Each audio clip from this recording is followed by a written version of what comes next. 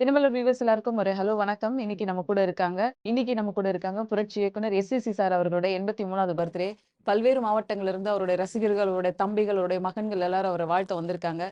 So SSC சார்கிட்ட இந்த நாளைக்கு அவங்க நினைக்கிற விஷயங்களை நம்ம பேசணும்னு நினைக்கிறோம், கேட்போம். வணக்கம் சார்.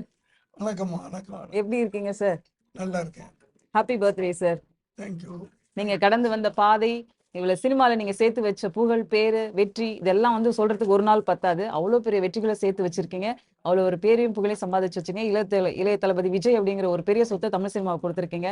இந்த நாள்ல நீங்க என்ன சொல்லணும்னு நினைக்கிறீங்க சார்? உங்களுக்கு வாழ்த்துறதுக்காக பல்வேறு மாவட்டங்கள்ல இருந்து மக்கள் வந்திருக்காங்க. நான் வந்து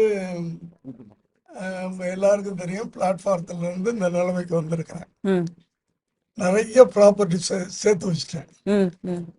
அந்த ப்ராப்பர்ட்டிலாம் யாருன்னா இவங்க தான் மக்கள். தமிழ்நாடு முழுக்க இருக்கிற என்னுடைய பிள்ளையுடைய ரசிகர்கள்.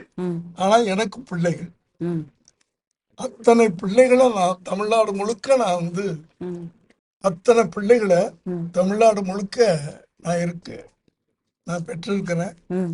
அதான் நான் பெரிய பொக்கிஷமா நினைக்கிறேன். அதுதான் சந்தோஷமா நினைக்கிறேன். என் பிறந்த நாள் என்னைக்குன்னு எனக்கு சரியா தெரியாது, என் வயசு எனக்கு தெரியாது, நான் அதை கொண்டாடுறதும் கிடையாது. ஆனா என் பிள்ளைங்கள்லாம் சேர்ந்து கொண்டாடுறாங்க. இதை விட என்ன வேணும் எனக்கு?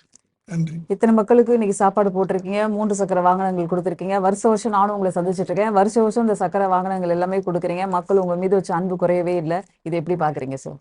இது நான் கொடுக்கலையே, அவங்களா கொடுக்குறாங்க.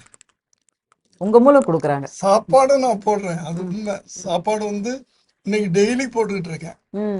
டெய்லி மத்தியானம் அப்படிங்களா சார்? இங்கே ஒரு 300-400 பேர் டெய்லி தினம் தினமும் போட்டுட்டு இருக்கேன்.